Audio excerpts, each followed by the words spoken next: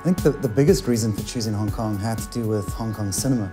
You know, at the time we were watching a lot of like Hong Kong cinema action flicks and just loved like the action, loved the setting. So for us it was just made perfect sense to bring the action, bring an open world game to somewhere that gamers had never been before. Got this meshing of cultures. You've got the Eastern culture and the Western culture. The Western culture being the British involvement in Hong Kong, and how those two cultures have sort of been fused together over the past century and a half. It has really shaped that city. You have the crazy extremes and the crazy characters just there for your enjoyment. Watching movies, we all love watching action movies, but that wasn't enough. And reading books, and there are lots of them about the cops' relationship with the Triads, that wasn't enough.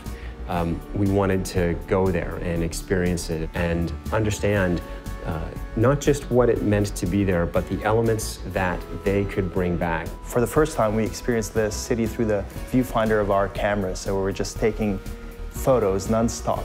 There are parts of the city where it felt like you were just walking in a canyon of signage, you know what I mean? And then from there, the following day, you go to a different part of the city where it feels vast and open and modern. And you're seeing a building that's over 100 stories tall, and next to it, there's a tiny little temple. You see guys hanging out on a street corner who look like they were in a street fight, and they were Triad guys who actually were in a street fight. The key for us about the Triads and about Hong Kong was just how interwoven like the Triads are into society there. It's not like there's a bad guy that you can point to the whole time. They're part of the fabric. We were really lucky to be able to talk to people on both sides, the police and the Triad. We talked to a member of very high up, and I guess you'd call it the Hong Kong Secret Service. He was fascinating to talk to, just in terms of understanding what the threats were in Hong Kong. We talked to a couple of members of the Triads as well, who took our writer into some very interesting places. He never felt at risk, but he learned some interesting things. We heard a story when we were there with one of our contacts driving around the city. He told us about a particular entertainment figure who, during his program, had said some rather nasty things about one of the local Triad leaders, and that this guy was chopped.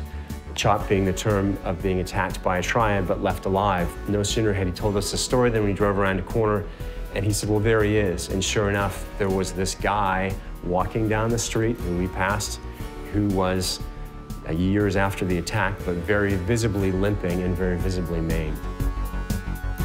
Hong Kong has such a kind of chaotic and multi-layered architectural approach to it, which allowed us to do many new things with the way the player traverses the environment.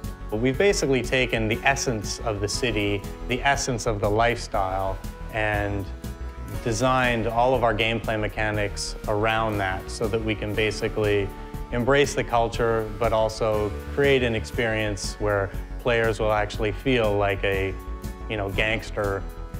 Hong Kong is an island, and what we did was create an island with 4 separate neighborhoods. North Point, which is where you start the game, which is more reminiscent of Kowloon. Central Hong Kong, very famous skyline. Kennedy Town, built on the side of one of the hills in Hong Kong, more of an affluent neighborhood. And then Aberdeen Harbor, around the back of the island. The traffic is on the left-hand side of the street.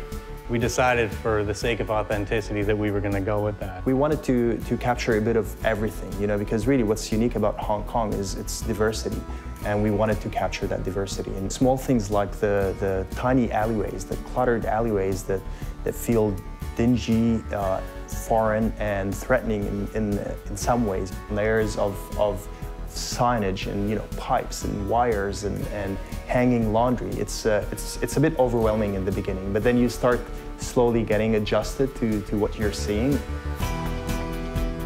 If you want to spend time just roaming around the island, enjoying the races and the mini games and the events and favors and shopping and all that kind of stuff, then that's entirely there for you to do.